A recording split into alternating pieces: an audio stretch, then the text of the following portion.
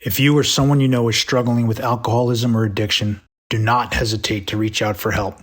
You can find numerous free resources on our website, thebeginagainpodcast.com, and there are tons of resources and support networks available online, in person, or just a phone call away.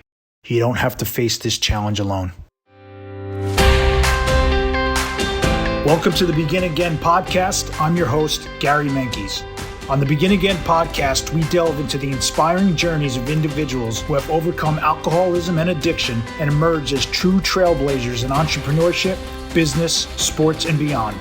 Through authentic, uplifting, and profound conversations with our guests, we aim to shatter the stigma surrounding addiction and demonstrate that recovery can be a catalyst for remarkable success, strength, and resilience. We firmly believe that by listening to these accounts, you will be empowered to unlock your own potential, instigate positive change in your life, and contribute to the creation of a better world. So, get ready to be inspired and embark on your own personal journey of growth with the Begin Again podcast.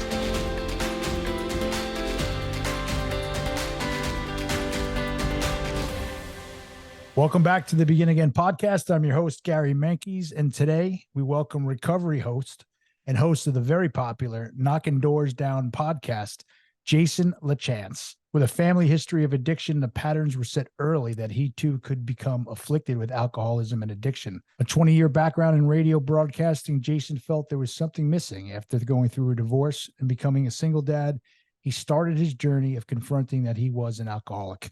He also began to speak openly about it and realized he wanted to have a more purposeful life helping others. Today on his podcast and other channels, Jason helps others that are not only afflicted by addiction, but other areas of great adversity and how they can overcome their situation to live a more purposeful life. I love that. Jason, great to see you, buddy. Welcome to the show. Thanks for coming. You got it. Good to see you. And I loved your episode with Tim Lodgen, one of my close friends there. Love that dude. So yeah, good stuff. Keep it up, Gary, man. I appreciate it. You know, we talked the other day about all the amazing, it wasn't on the radar, the amazing people that I've met in such a short amount of time, and our circles are starting to intersect, and that tells me I'm doing something right. But Tim, what a story he's got, right? Tim, holy cow, what a great guy. Yeah, no, and it's beautiful to see just how he perseveres, and you're right about that circle. The beautiful thing is, guys like Tim, and I know there's other people you've had on. I'm just drawing a blank right now as we're recording. Both had a good full work day. That you've had on, and just the conversation separate of the podcast and the camaraderie and trust and faith that has been built. And like, that's the beautiful part. I wish I could have all of my recovery brothers and sisters in one space, but they're all over, North America, that includes Canada. Got friends that I made in South Africa. I mean, it's crazy. No, it's amazing. I know I have it in my head somehow, like our paths are can continue to grow together, but our paths are going to cross, and there's going to be some events coming up, and I know we're going to meet in person, all of us. And I look forward to meeting you in person, man, for sure. Absolutely. And I think that's something that a lot of us that are really loud and proud and doing stuff have to look into. What does that look like? Is it a version of Comic-Con? What is it? Right. What is it? Let's make that stuff happen. There's enough of us that we could pull it off. There is, man. There's a strong energy behind it too, right? Like if we join our forces, if we cross our tractor beams, if you will, right? There's some powerful stuff there that we can accomplish that we should certainly talk about. Yeah. Yeah, we just have to figure out most affordable place, cheapest place to travel, all that stuff. But all that stuff, the logistics. Right, we'll figure that out. You mentioned recovering out loud, right? And that's kind of what this is. How did you get here? How did you get to, start? Because the term recover out loud is new to me, and you can laugh at me all you want, but even like since I started the podcast, I learned it like after that. They're like, oh, you're recovering out loud. I'm like, oh yeah, I guess that's what I'm doing here. And now it's, it's like the tagline. But how did you get here? How did you decide to move into that? Yeah, I mean, much like you, I wasn't aware that it existed. It just seemed I was going from that period of isolation, right? I was pretty much mostly white knuckling it, and I just put it out there on social media. Like, the internet community, as far as Zoom, it didn't exist, Right. finding a meeting like the AA app where you can get it and you can find it's pretty good about getting you a local meeting, although some aren't registered. I couldn't find any. And so I just figured, oh, I'll put this out there, and I just started to get some encouragement. So that was damn near 7 years ago now that I was just like, hey, today I didn't drink. And I don't mean like, oh, I was some clairvoyance connected to the ebb and flow of what the recovery community says. It's just made sense to talk that way. And then eventually people kind of started inviting me locally to hit a meeting here or there. Got my first sponsor, and he was a great guy, but he's kind of like, wow, I don't know if you should be putting that out there. I'm like, dude, I'm already in the public eye, and I already talk about it. I'm not going to change. Like, Yeah. if people can be upset. So, it was a good 7 years ago or so. And I know there was other people doing it, but just, the connectivity as far as nationwide, globally wasn't there for it, Right. Yeah. Zoom, in fact, even, perhaps even the pandemic had a little help in that. Well. It's funny. Zoom, when the pandemic hit, right? I'm like, oh man, I feel bad for those people that are just, the newcomers. Like, what are they going to do? And so I had this whole group, out here. I'm heavily involved in AA out here in New York and the city in Long Island. And, they started these Zoom meetings. I'm like, yeah, it's not for me. I don't have good luck with that. But very quickly, when I was stuck in my house for a while, I'm like, you know what? Holy cow. And that was one of my favorite meetings. And they're all there. Like, let me jump on that 6 o'clock in the morning, Thursday morning. And I venture to say that my sobriety, for lack of a better word, is actually like ramped up. Like I started this podcast. I think that's part of it, not because of the pandemic, but my sponsor had started a group on Monday nights. He's like, listen, guys, like I'm going crazy. We need to do something. Like, let's start reading the book. So we started reading the book, like 6 or 7 of us. And that was definitely over 3 years ago. And now we've read like, I don't know how many books now, 12 books, some AA related, some not, but all about like personal development, all about spirituality. Sometimes we jump back to the big book, but it's like, it's funny. Like it started, it's like, I need to do something, guys. Let's do that. And now like Monday night at 6 o'clock, everyone's like, we can't ever not have this meeting ever again. Yeah. No. And I think that was the upside of it. I wish that you and I had more clairvoyance to invest in Zoom at that time, because boy, I'm sure their stock price climbed a lot. But it did. It helped a lot. It helped a lot of people, and it did help my connection, because I found myself, most of my meetings were either East Coast or they were LA, and friends that I knew in entertainment and just welcomed me on. And then all of a sudden I'm like, wait a minute, that's that guy I was listening to his music the other night. What the, so it was kind of a trip, but a real beautiful way to see just a different type of vulnerability. I know, and I don't know if it's the electronic facade, the protection of still sitting in your own space to be that open, but they were some of the most beautiful, fun, and vulnerable meetings I ever had. Yeah, it's to me, I do a gratitude, not as like a specific list, but part of my morning prayers. I'm saying what I'm grateful for, and thank you for this, and thank you for my family, and thank you for my sobriety. And there's been many days I was at, I'm grateful for Zoom, because without Zoom, I wouldn't be able to. Well, even now, again, this is totally ramped up, but I wouldn't be able to connect with my sponsor, wouldn't be able to connect with my home group, and here we are now. We're back into in person, which is it's great, but it's just it amazes me how things evolve, right? Like things happen. Like this all started in the late 30s, right? Like 1938, I think, or something, and it started with a couple of guys in a hospital bed, and now it's global. It's helped millions of people, and technology and global pandemics, here we are. Yeah. Well, and I think you bring up such a valid point too about, I think it ties into the recover out loud part, is that this thing has to evolve, because addictions evolved, or at least the substances. I mean, the primary, causes, reasons, they have remained the same forever. Our brains are, thousands and thousands of year old tools that haven't really changed how they function in all the time we've been human, for at least a long time, that is. But I think we've had to evolve it to help, as it says, not advertise, but by attraction. And I think when we're being real and honest and open, it becomes attractive. I've had, gosh, just recently, numerous people even people that I used to semi party with every now and then, just reach out like, hey man, I'm kind of struggling. Like, you got any tips? Like, challenging them to a dry January or a 90 days. I always challenge everybody to 90 days. I go, trust me, if after 90 days, nothing's changed and you want to go back to the same stupid shit you were doing, power to you, but I guarantee you're not going to. And I have yet to have anybody actually give the 90 days and go back. So I think it's that evolution that we have to take, you doing a podcast, me, there's so many different people, and I don't care if it's 1-2 listeners, if it's 200,000 listeners, it's another form to be a tool out there for people. I mean, I got a buddy that I've developed in Australia because he came across the podcast and didn't relapse. It's like, I mean, what's more powerful than that, man? Yeah, doing the right thing, So, I think it's just that evolution that we have to continue to take. Like, whatever tools there are, let's use them. 100%. And then, what is more powerful than someone on the other side of the world reaching out to you saying, hey man, I listened to your podcast and it helped me. Like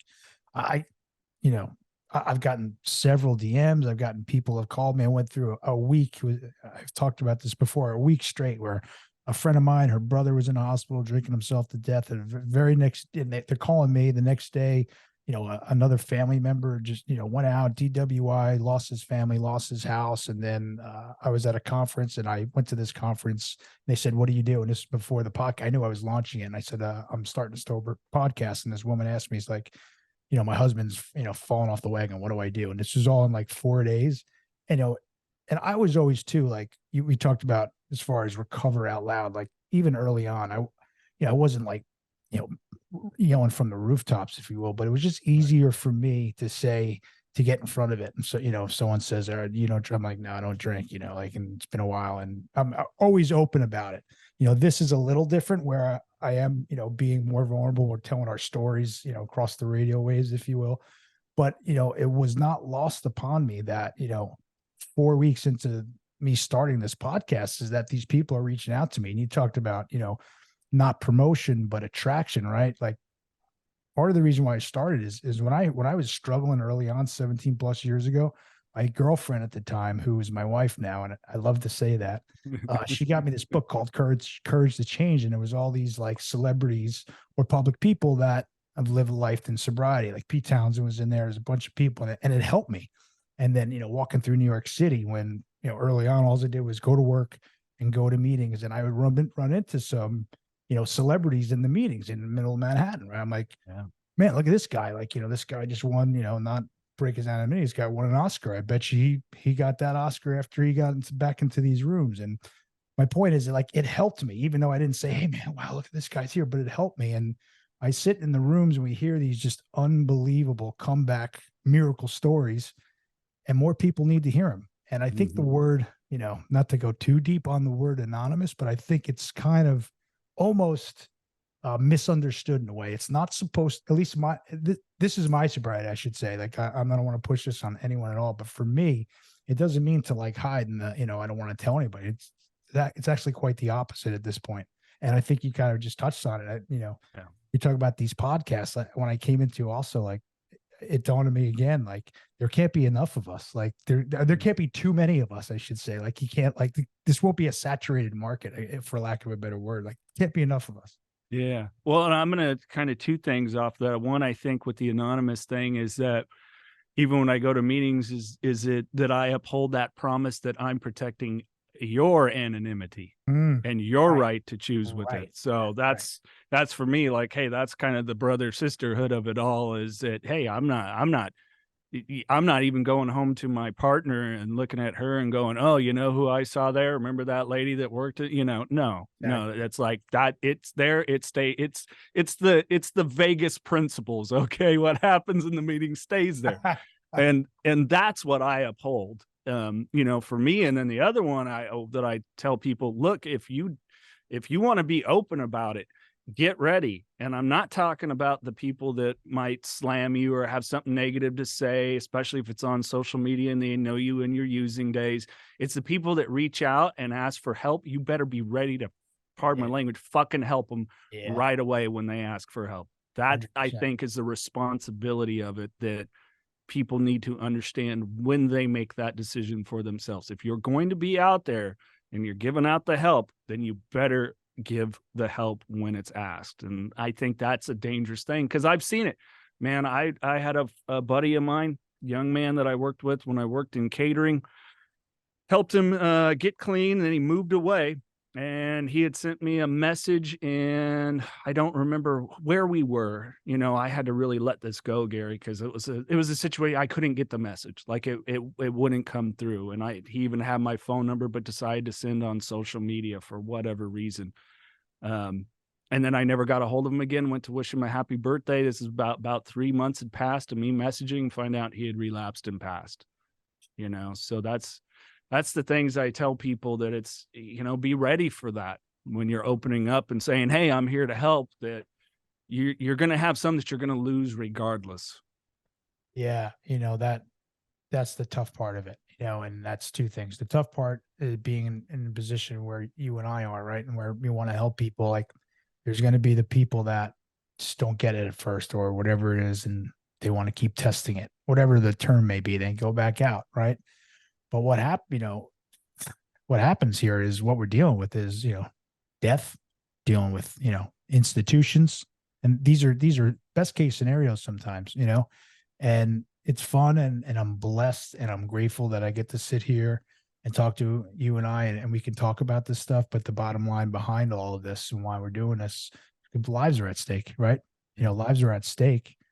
But the beauty part of it also is the transformations, is the comeback stories, is the redemption songs, if you will, right? Because I've heard before, like, everyone loves a comeback story, right? Yeah, all right, sure. But people really love someone that fucked their life up really bad and really make a comeback, and I'm blessed. I'm one of those. I know you got your story behind yours, and we get to sit here and talk about it. But so it's that's those are the stories too about your friend. You can get in touch with them, and you think, man, I hope the worst didn't happen. Then you find out, if 3 months later, in fact, the worst did happen. And that's say a prayer for him, man. But that's what we're dealing with. Yeah, especially nowadays. I mean, just Oh, with fentanyl and everything, and with the nonprofit that I work at, Gary, I mean, it's our biggest thing. I think we've done a good job with awareness. I think it's really hard to find someone, if you mention fentanyl, that they don't know what you're talking about. But I think it's the connection of understanding how quickly it leads to addiction, and that is the scariest thing. I mean, statistics show the first time someone uses it, we have maybe 2 years max before they're gone, maybe, and I it's mean, scary. that's beyond scary. I mean, I think you need to say that one more time, because that's a baffling stat. 2 years. Yeah, 2 years. That's what we're seeing. That's what Is the it? statistics are telling us. Yep, roughly 2 years at most that they're going to survive. Jesus, you're even seeing headlines where the bad guys, the cartels, are saying, stop making this stuff. I saw the other day. I got a chuckle, but I didn't get a chuckle at the same time. Like, man, Right. like, Oh, yeah. like, When the death dealer is saying, hey, let's slow down the death. I mean, what the hell, and it's bad stuff, man. Oh, But how yeah. did you get No, here me. before? Let's All back up a little right. bit, Yeah, buddy. let's get a little laugh going. Uh Yeah, let's do I am that. not, you're gonna have to send me that, because I gotta talk about that on the other podcast I do. I will. That's I'll find that headline for you. I'll tell you unreal. what. Someone else just thought they were joking. They sent me something on Instagram, and some guy going off and saying crack is way much better than fentanyl. Like, I got crack. He's going off saying, guys in my neighborhood been crackheads for 30 years. They do Uh-huh. fentanyl and they're gone 2 days later. He's like, Yeah. stop. Like, go back to crack. Ha ha ha. But again, not ha ha ha, right? And what is that about comedy? Comedy, the most funniest comedy is truth, right? And that's Yeah. that's what they're talking about, man. Oh yeah. No, one of my buddies who's been in long-term recovery for heroin, he's like, yeah, some of my best homies, were shooting up for 30 years. It's like, Yeah, and granted, we lost so many people, but it's just the reality. It's a different beast right now. yeah, And it is. anyways, we could keep going on and on about that, and xylazine and all that stuff. But Mm. But I was going to say, let's back up. How did you? Let's talk about how you got here, but your first time. How sure. long ago? How long ago did you? We reread your bio, and you said you started realizing that, hey, man, you started looking at yourself, right? And how old are you at this time when you start questioning yourself? I was a good, I mean, before I did any work in it, I was questioning myself long before. But as far as starting to get any work in exploring sobriety, 34, 35. Mm. And then I continued off and on for about another 6, 7 years. Mm. So you did some experimenting, I see. Yeah. So we do. I had some. I love the term false starts. I was 26. I was 26 when I went to rehab first time, which was April 2002, and my sobriety date is May 6th, 2006. So it was 4 years in and out, and I heard this in the rooms. I think my sponsor just said it off the cuff, like we were engaged in a battle every single day, and we didn't even know it. He said those words like, and they just jumped at it because that's what it was like. That's where I was for those 4 years. Leading up to that, we'll talk about me when we do your show, but Yeah. those 4 years, man, like you know all the terms, belly full of booze and a mind full of AA is a tough spot to be, like just bad, bad stuff. But when I did get sober, my sober date wasn't my like worst bottom. I had worse bottoms before. And I think that's important too. Like you don't Yeah. one thing I did learn in rehab, and it stuck with me too, was there's always another bottom. Like you think you're at your bottom now, you're always there. You can keep digging, you can always find another bottom and a lower bottom. But when I got sober, it wasn't my lower bottom. It was just overcome. Like I can't do this anymore, And it was like a Tuesday night, and it was in my apartment all by myself, and I wasn't gonna go back to AA though, Jason. Yeah, I wasn't gonna. I'll figure it out, but I'm not Right. gonna. Yeah. New York City in a group, and I went to a meeting the next day, and I haven't had Uh, drugs since. that's I love it. Thank you for sharing. But I can relate to that. Like, these guys don't know, or and also, that meeting didn't help me, and the arrogance or ego or stupidity of myself at that time, not realizing this particular meeting just isn't for me. There's other meetings you can go to. Oh Give it yeah, a shot. Try a different one. Not every meeting is going to click with you, and that's okay. Because I did it. It was a lot of the excuses. I was a master of excuses, and oh, me and too. having the childhood that I did, growing up in a home of addiction, going through sexual abuse at an early age, you know, um, and I've talked about this many a times. I pornography was my first drug because it was prevalent in my home, and not realizing that either. And I think I just wasn't ready to uncover all my bullshit, because my story was so sound with so many people as far as what my personality was and who I was. And, I was finally the guy that no matter what, I got some sort of call or text every day to hang out, and I got the option to reject it. You know what I'm saying? And Mm, so it was just a bunch of ego BS that just kept going and hurt underneath, going through just a bad relationship. My kid's mom and I get along fine now, but we were just toxic for each other, just not good for each other in any way, shape, or form. Our demons love to dance, so to speak, yeah, and and of course we thought that was love and passion and all these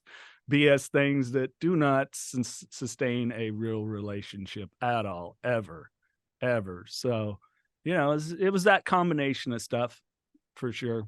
yeah. So you touched upon this. We talked about this last time you and I had spoken. We had a little technical difficulty on my side, but you talked about growing up, as a young boy, and you talked about the pornography that was around, and then you talked about your dad. Can you tell us about your dad and the relationship where that may have led you? Yeah. Well, and my dad now we're close. We didn't really get close until my 20s, but yeah, primarily methamphetamines was his thing.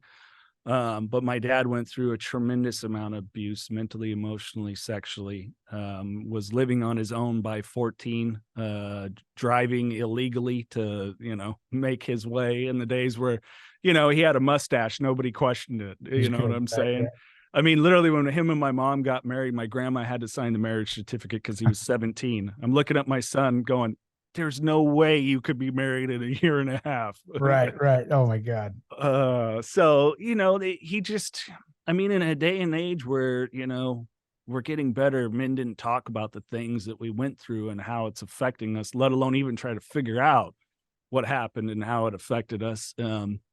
I think he just bottled a lot of that stuff up. And, it dawned on me because my dad went into treatment for both drug addiction and sexual addiction. And it didn't dawn on me how this was a lineage of things until my grandfather, his dad, passed, and we're cleaning out his house and we're finding pornography. My grandpa was 68 maybe when he passed. It was like, holy geez. And then talking to my dad, his dad, there was a lot of infidelity from my great grandfather, and my grandfather had this issue. And my dad, unfortunately, when he was using, did. And let alone, whatever your perspective on pornography. I have a very hard stance myself because I know the research behind how it's zero good for you. That's a form of infidelity depending upon your relationship perspective as well. So, just seeing that lineage of that stuff, Gary, and really digging into it and just realizing, wow, I'm just still this hurt little kid that's trying to get my dad's attention because he always validated me every time I brought around a really pretty girl. And it's like, oh, wow, this is our connection. This is when dad goes, hey, good job. Didn't tell me good job for shit otherwise, Gary, was an all-star baseball player, a pretty decent basketball player, played for some traveling squads and all this shit. But that's what I got kudos for. And we laugh about it now, him and I, but then, subconsciously, I think it kicked in like, oh, okay, and then the booze and drugs didn't come till later, not until my early 20s. Yeah. I've never really even broached this subject, to be honest with you. But when I was really young, there was always, stacks of magazines, but they weren't the Playboys. They were the real hardcore ones. And I was young. I was really young. And, I have a son now too, who's about the same age. My son is 9, so I'm talking about 9, 10 years old when I'm finding these, and I'm kind of laughing at myself, but I remember the pictures like clear as day, right this second. Oh yeah. And it wasn't until I was in my early 20s and my girlfriend, who was my wife at the time, because I said that again. I know she had spoken to a friend of hers was a doctor, and she was like, I only shared this only with her. Like, I don't think I've never shared this out loud really with anybody. And here we are. I guess what we do these podcasts, right? And so she had shared this with her friend, and friend was a doctor, and doctor's like, I bet you there's a really good chance that guy's really, really fucked up about what you're telling me about the pornography. And then my house was a small house. It was a 2-family house, but we had like this, concrete basement, and it was all my dad's buddies. There was like 4 or 5, and they would lift weights down there, and there was just posters everywhere, like hardcore fucking posters, like, and I'm reflecting on this for the first time here. And, this stuff I never even talked about. Like, it was only pointed out by my wife, even to this, if it comes up now, she'd be like, where was your mom? Like, how'd your mom go down there? Like, I'm like, well, she was there. She never did anything about it. Like, there's something wrong there, anyway. Yeah. But you mentioned this last time, and I thought about it for the last few days, and I don't even think I was going to talk about it, but I think I have to. I think it's fair, to you and maybe to myself, but maybe we'll talk about this offline a little deeper. But Sure. It's something that, that always kind of stuck with me. And like I said, now I have a young son. Like, I would absolutely lose my fucking shit if I knew he was seeing. Listen, Playboy is one thing, okay, fine, but not this XXX hardcore, like, bad shit that little kids aren't supposed to be seeing. Yeah. Well, first, thank you for being so vulnerable and trusting me to have this conversation. Amen, man. And I know what you mean, because it's like, if we think about it, where people want to treat it like it's benign or something like that. Look, it's been it was a bigger struggle to really deal with than alcohol for me. I got alcohol out of the way, then it became very evident that it was something to confront and deal with, because it was so far back in my psyche. But, I was having a conversation with someone like, oh, all boys are curious. I'm like, all people are curious, because this isn't just boys, it's girls too. And they are, and it is molding sexuality, sexual behavior. We all have these things that occur and happen and mold us, but it's affecting them all.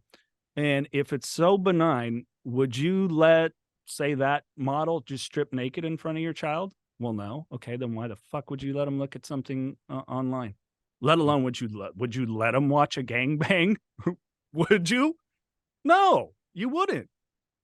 And I get it. You want to think, oh, well, it's not really people because there's a screen. No, this really took place. This really happened. This isn't the action flick where they know that everybody gets up. These things really occurred. And this is a strong part of humanity, different chemicals here, people, and Right. yeah, it's really disturbing to me. I mean, I think my kids are probably tired of me asking them like over and over, like if I knock and come in and quick whatever, like, what are you looking at? What are you checking out? I'm Yeah. very big on them understanding this. No, I mean, I have a daughter too. She's 10, and that's, terrified of all that stuff, and again, I'm looking back and I'm questioning myself. I've said, I think multiple times, like, oh, it's not just the Playboys, right? Like I've said that a few times. Not like, I don't know if that's my ego also letting the audience know, like, hey, it was worse than what you thought, but I'm just hearing you talk, and you just said the word disturbing. It's really fucking disturbing, right? You're not supposed to see this stuff as you're 9, 10, young person, it doesn't matter. It doesn't matter how young, but, you know, and again, I've never done work on it. You know what I mean, Jason? So, Yep. and it's another thing I've really considered, and it's something I really haven't, AA has been my therapy. It's been where I share everything. But tried a few times with like a doctor and that kind of therapy. And I say, I didn't find the right doctor, or it didn't work, or, I'll come back. I'll say to myself, well, what do I want to find out? Like, I'm okay right now. You know what I mean? Like, I'm all right. But the truth is there's shit that bothers me, and there's shit I want to know. Yeah. And, I think this is the second, strong feeling since I started this, podcast last couple of months. Like, you know what, man, maybe you should, go find someone and start talking some of this stuff out. But I'm terrified with what you're going to discover, man. I'm afraid of what you're going to discover. Oh yeah, no, and it was funny because I did a few.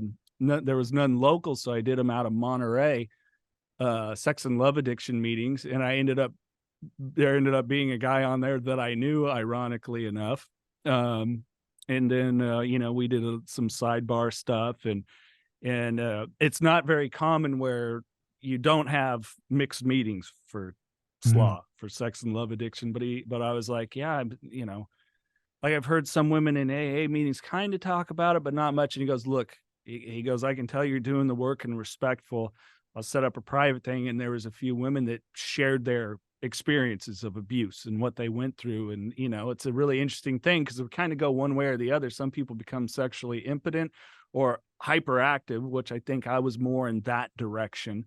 Mm. When you go through something, and it was incredibly eye-opening, and I was so grateful for these women to trust me that I wasn't going to be, that I was vetted enough that it wasn't going to be something that was Sure. a trigger that clicked a a distorted part of my Yeah, brain no, and of was turned course. on or whatever.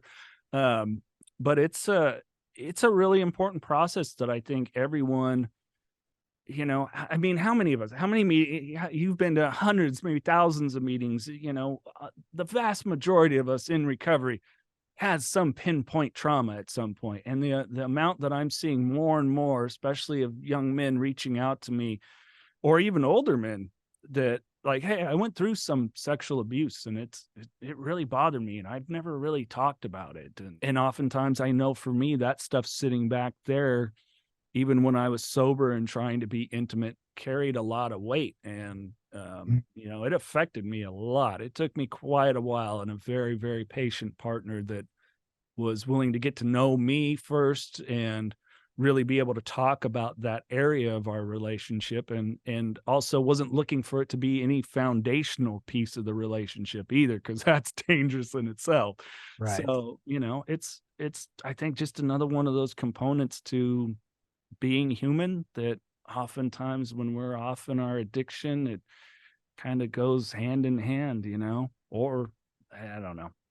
No, I mean, listen, you're talking about trauma, right? And, Yeah. this, what I'm talking about, seeing some of those images as often as I wanted to at a young age, Mhm. I never attached that to trauma. I never did, now I'm pretty sure after just a short little conversation you and I are having right now that my view would probably change on that if I went and spoke to someone. But the trauma that I did attach early on, same exact time, 9, 10, 11 years old, was my dad. He was very active in drugs, and Yeah, cocaine yeah. was the main thing. And I mentioned last time, I would get, go grab a spoon to grab a spoon for my Cheerios, and there's cut straws from the night before in there. And like, who the fuck, first of all, who saves the fucking straws? Excuse me. Even when I was out there, I never saved the damn straw, but Right.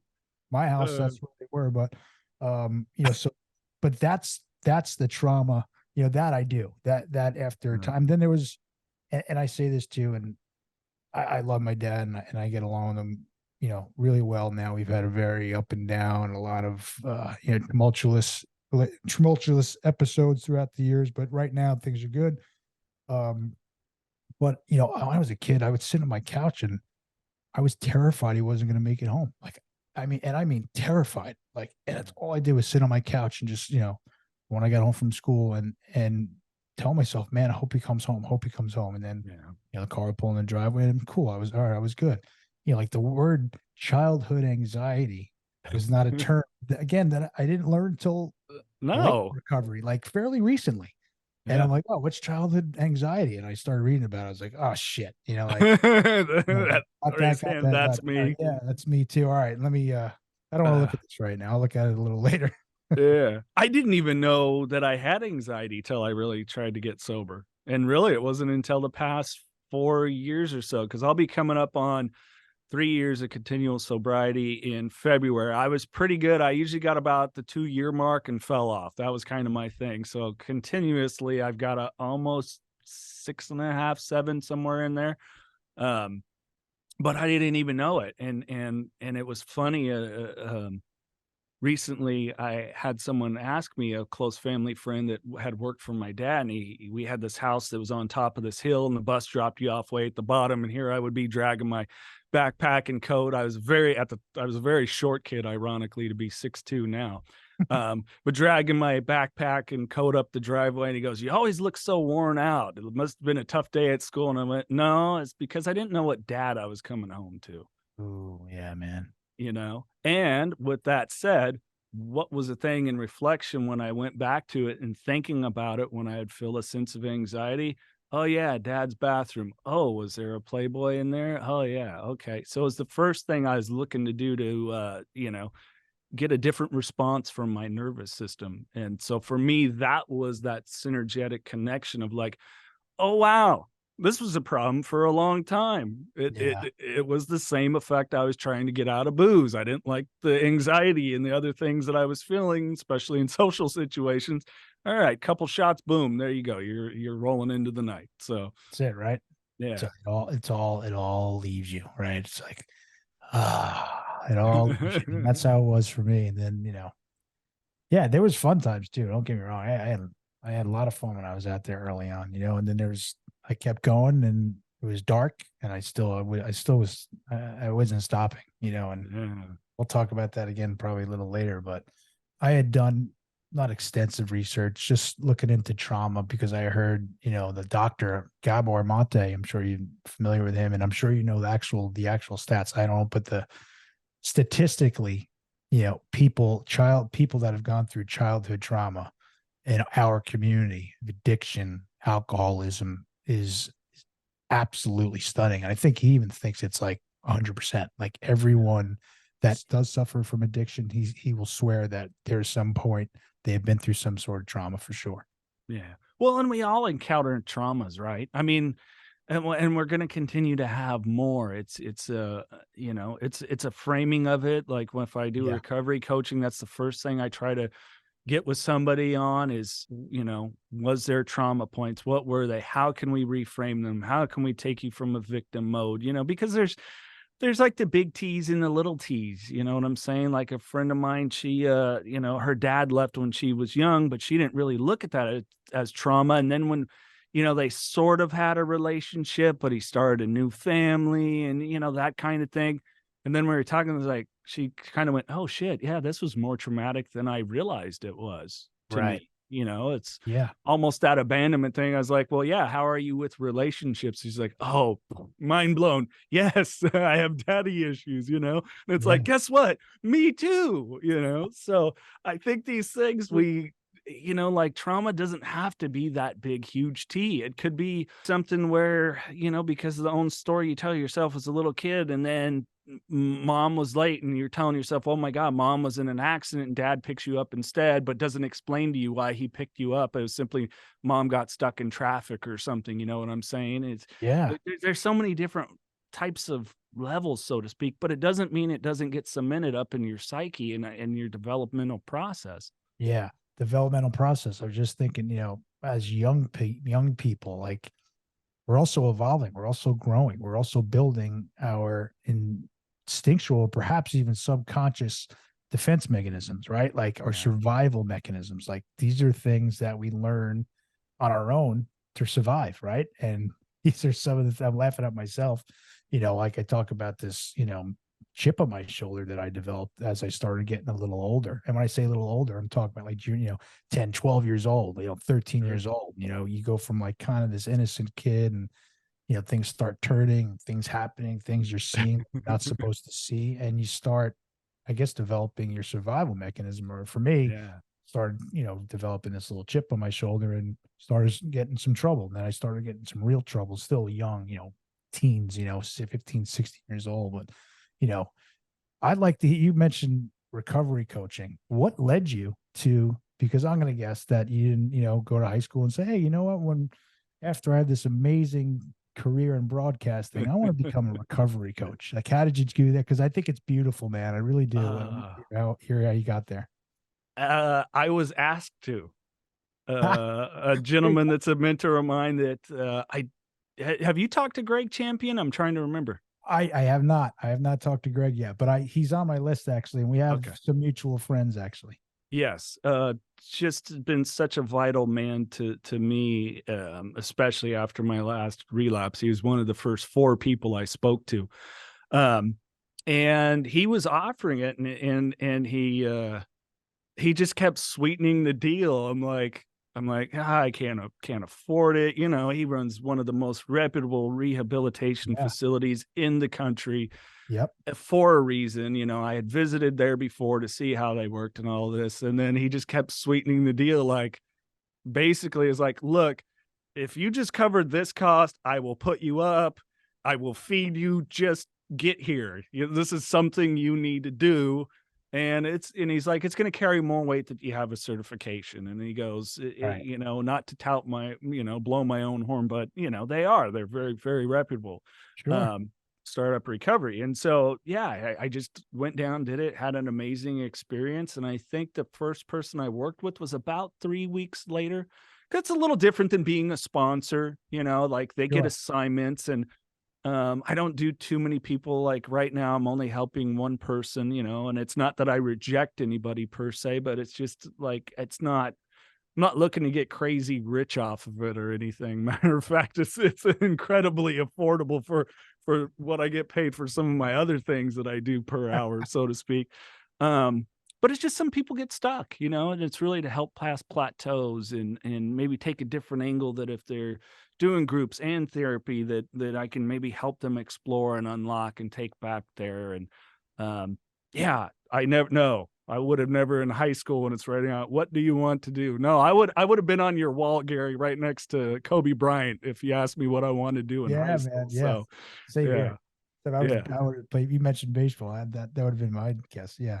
Yeah. No, yeah. Greg actually has a connection with a guy I'm really close with out here, Trey Laird, who he was a Wall Street guy, worked on the street for a long time, and he left and he started a sober community in Connecticut called the Lighthouse. Okay, And yeah. I think Greg was out there, and I know I saw their Yep. paths across. And it's funny, I have not reached out to Greg yet, but he's on my list. And I spoke to Trey, and Trey's like, whenever you're ready. But again, people like my friend Trey, who left where he was, and now he's made his career out of this. Yeah, he's got it's like a mansion in like wealthy area of Connecticut. And Right. actually, Greg, I think he just celebrated 6 years, I believe I saw, right? Yeah, yeah. Startup just had Startup 6 years. 6 years. So yeah, and that's funny because I've been wanting to talk to Trey. So we got this odd little connection here too. So I'll hook you up with Trey in 2 seconds for sure. yeah, right. And likewise. Yeah, you'll love Greg. But but yeah, so it was being asked Yeah. a con, like, I think you can do this. And it's like I even text him like, okay, yeah, you're right.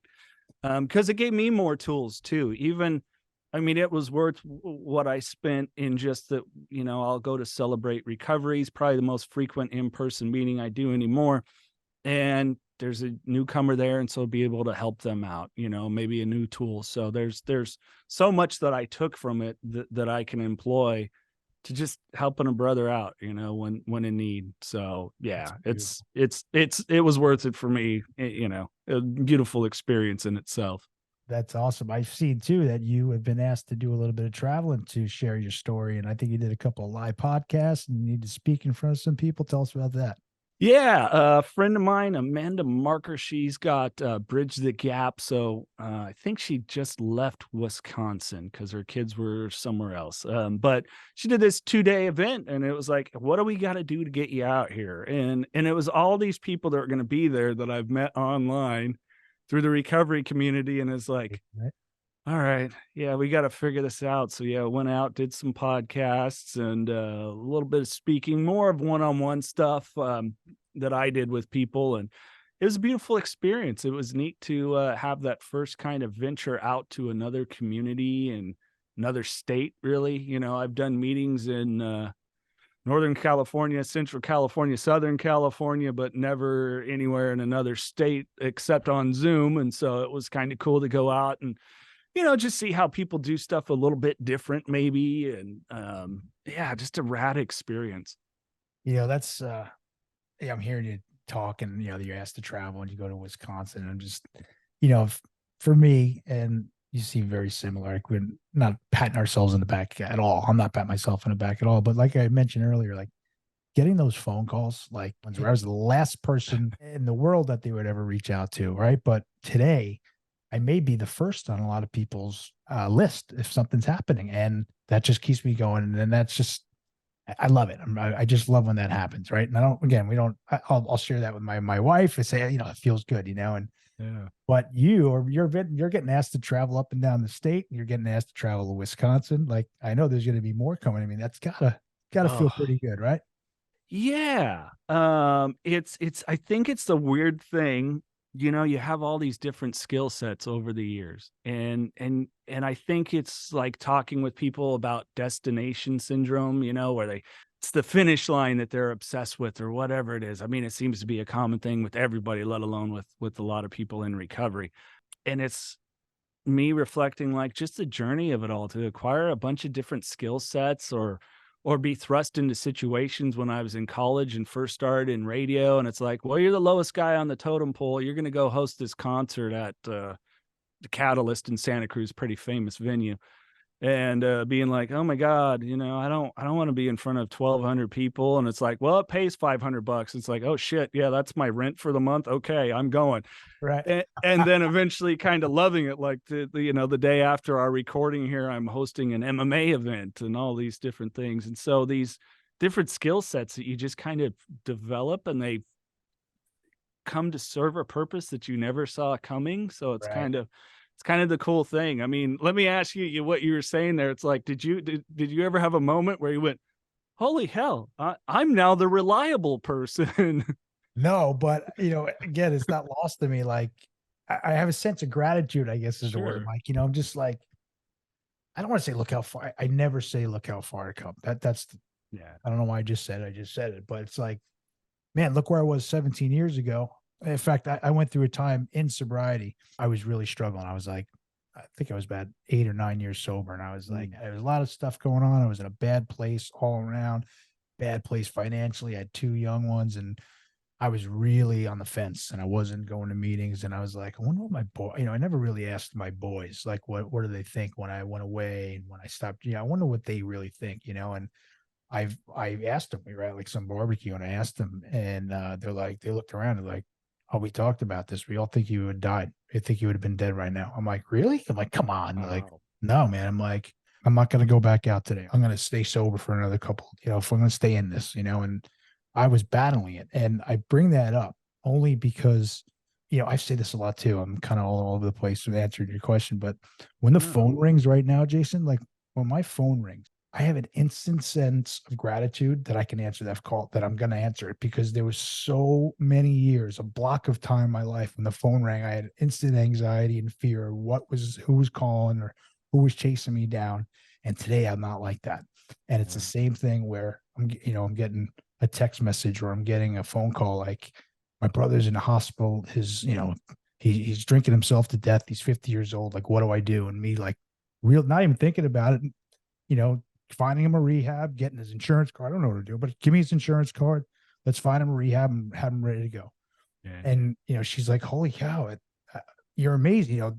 Thank you. And this is a friend, dear lifelong friend of mine. She's married to one of my best friends now. And a long-winded answer, just, I'm different from where I was, and it's that stuff where it's the most fulfilling. I guess it's like Christmas time, right? Like, you want to get presents, it's great, but you really feel the best when it's the giving, which is the best, right? And when, I started this podcast and I say a prayer right before we came on, like, God, please, let's help one person today. Let's help this podcast help one person today. And I wasn't like that 17 years ago. So there's a lot of these things where, I think I've heard you on your podcast, even talk about this, that I had this epiphany of like everything that I put myself through, everything that happened to me, I'm going to try to flip it on its head. I'm going to try to make it a positive.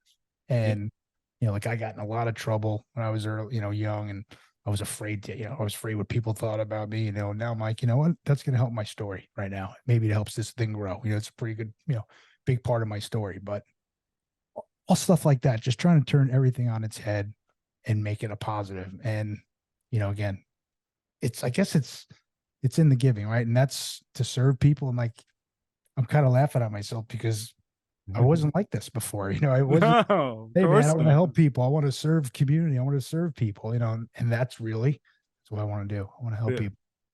Yeah. No, the only serving we were looking for, bartender, another one here. Yeah, that's you were allowed in there. We weren't getting served, or we were there for a little while, then we were getting kicked out. Can you believe it? I've been here 5 minutes and still haven't gotten a drink. Yeah. No, I know what you're saying, and I can feel that, Gary. I really can. It's and I enjoy reflecting, positive and negative, occurrences, because I've had people ask me about like resentment and things like that, or even when it comes to my actions, it's like, no, I have things that I'm remorseful over, but I've done every intention as I could as a 12-step guy to make amends where I could from people that would accept them, because hey, I got those people, I made apologies and they're like, screw you, I'm not, and it's like, okay, I made my effort, for me to make it a little bit better in the world, but I understand their boundary and how they feel and respect that too. So, it's I think it's just, I want to, if I can't tell the truth, then I can't really totally help someone, or I might miss the opportunity to connect with someone. You know what I'm saying? Yeah, 100%. Because if I don't give the whole, inside and out, and I don't need to go into any sort of graphic detail about the things that happened to me or the stupid stuff that I did, which I don't overly have a problem with. But, if I don't say, yeah, hey, I wanted to end my life, and so I tried to wreck my car, but the thing I couldn't do was get the seatbelt undone in time before the thing flipped. Yeah, and then people are like, oh, wow, that's gnarly. I go, no, what's gnarly is the next day to go get it released to the pick and pull, and the guy goes, who died? And I go, oh, no, it was me. And then he goes, screw you. Somebody died. I go, no, it was me. And then opening the trunk and grabbing the 12-pack. So, it's like, if I don't tell that how it is, then no one's going to, it might miss that person's like, wow, yeah, I mean, God, I've had buddies now that I go to meetings with. They're like, yeah, I overdosed on fentanyl, was at the hospital. 5 hours later, I was back for my second overdose that day.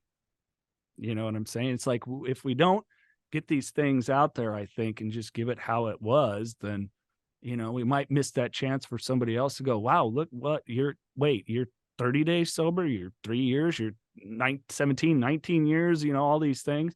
then I think it eliminates the opportunity for them to see, no matter where they were or their rock bottom as they see it, that there's you keep going up, man. You might plateau out. There might be little dips, but man, you keep going up, and it's Oh, great. man, it is great. It's beautiful. And, that's what this is for.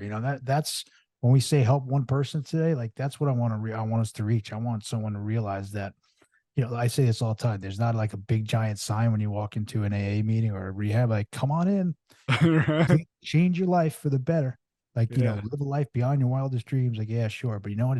It's actually, it's true, right? The dreams maybe are different, they're a little bit different, but they're more beautiful.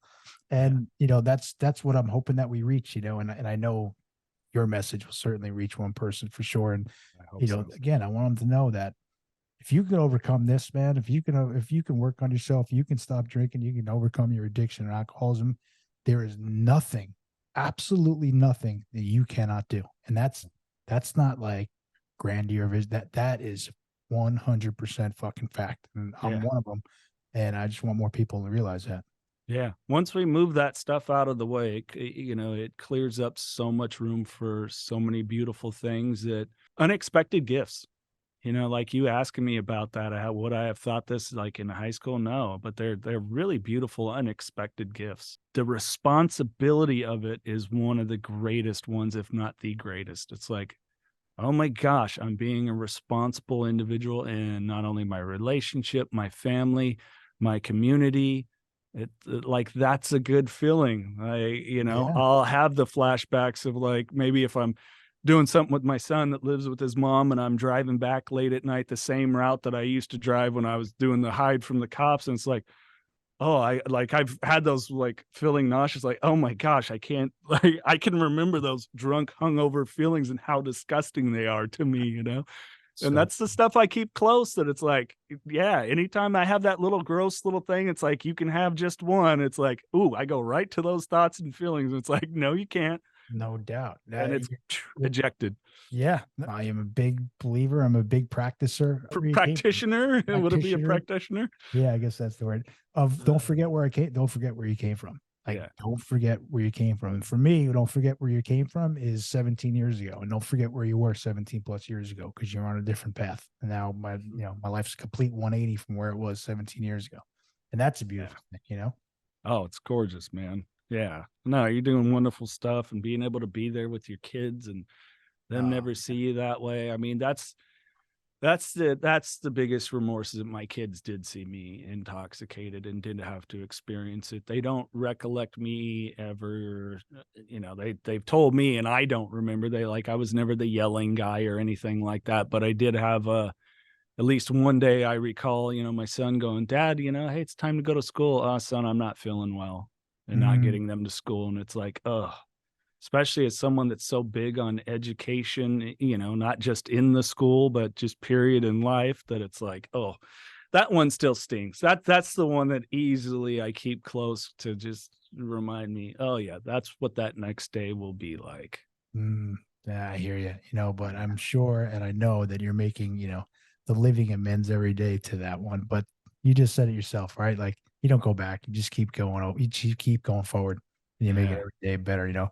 For me, my I mentioned, they're 9 and 10. My kiddos have never seen their dad drunk, but if I even had a beer in this system, my complete energy and my aura would be completely different. And even if I wasn't acting out, their lives would be.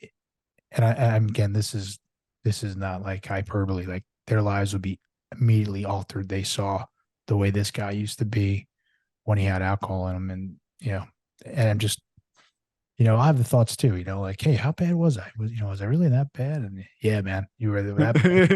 Out of Right. 10, so all right. So, but Yeah. Yeah, I've had people ask me, "Are you sure you're an alcoholic?" And then I tell them that story about the car wreck and then grabbing the beer. It's yeah, like, yeah, no, the quote unquote normal drinker doesn't do that. yeah, they don't do that, right? Yeah, and No. only another alcoholic can completely relate to that. They like, Yeah. totally get it. As Yeah. sick as it is. You're telling a story. I'm like, yeah, that's what a sick person like myself would have done for sure. Yeah. It's the Robert Downey Jr., like right when he was in court and he says, or to the judge, "I've got the gun and I like the taste of the metal." Yeah, When it's, you're exactly like when you're standing in front of the judge like he was and basically begging him, the judge, to put him back into jail because he was safer. And I mean, doesn't get any more powerful or more sick than that, right? But we can all relate to that. Like, I get it. Yeah. Yeah. Absolutely. Oh, Lord. You said something the other day over text to me too, and you just mentioned it too, and about the gifts, right? And I had technical difficulties for those out there. We were talking, my whole thing just crashed on us. But you sent me a text after, and you said, "Hey, all good, man. I made a good friend today, a good sober friend today," and that really stuck with me, brother. And it means a lot to me. And I loved you coming on. So where can we find you, by the way? Where do we follow you? First up, it meant a lot to me. So, hey, that's a reciprocated thing. Easiest way, if you just look up Jason LaChance, I think on all platforms. That's like my private stuff, doing a lot more there. I've had people, hey, share some of these things. So I'm getting a lot more content out there. And of course, the Knockin Doorz Down podcast, knocking with no G, doors with a Z. I know. But, hey, this podcast was started with my friend Carlos Vieira and based on his autobiography of the same title. So that's available all audio, video platforms, social media. You can find it there. And then if you're curious about the nonprofit work I do, it's Pain, Parents and Addicts in Need. We're out of Fresno, but our founder does travel a lot for speeches and pretty much most of Central California. Hey, if you have an organization that you're in need of Narcan training, we come out, train, and provide that free. So I think I've driven up to 2.5 hours to do one for 15 people. So, we'll get out and do it. And of course, my personal social media, if you're curious about recovery coaching, I prefer in person, but I have done a few people online if that's really a route that you want to go, or just reach out. Hey, I'm always available as I possibly can be. I can vouch for that for sure. You answered me right away, and we're going to put all those links on all the show notes, so you'll be easy to find. But Jason, brother, I can't thank you enough for coming on. This has been a blast, and I am grateful you're in my life. I'm grateful. I love texting with you now, and thanks so much for coming on, man. Thank you, Gary, and likewise, man. Hey, we gotta keep helping more people and figure this out. We got to get those people like us that are allowed, Tim Lodgen, yourself, the Greg Champions, all these guys. We got to try to figure out our thing to get it together, wherever that is. If it's got to be a metropolitan area or something, and just, welcome more people, add more tools to everybody's tool belt, whatever it is, and just keep helping people. You know what I'm saying? I'm in, man. Let's get that done. I know there's a few of us that have been talking about that. I think some people have really big ideas about it. I know you'll be involved. So let's get that done for sure, brother. Deal. All right, Jason. Hey, thanks again, man. I love everything you're doing, everything you stand for, and can't thank you enough for coming on. Right back at you. Keep going, Gary. God bless. Take care. God bless.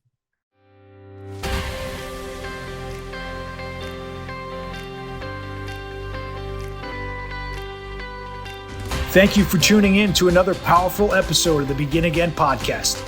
We sincerely appreciate your time and support. We hope that today's conversation has ignited a spark within you, affirming that recovery is not only attainable, but can also be a wellspring of strength and resilience. Our ultimate goal is to make a difference in someone's life every single day. By sharing these stories of redemption, we strive to empower you and inspire you to unlock your fullest potential, facilitate positive transformations, and contribute to creating a better future for yourself, for your loved ones, and the world at large. If you know someone who could benefit from listening to our show, please share it with them. And if you resonate with our mission and feel compelled to do so, we would greatly appreciate your support through a 5-star review, following us on Instagram, and subscribing to our YouTube channel, The Begin Again Podcast. The more positive reviews we receive and the wider our message spreads, the greater our collective ability to help others realize that change is possible in their own lives. Thank you once again for being part of our community. May you be blessed on your own journey of personal growth and transformation.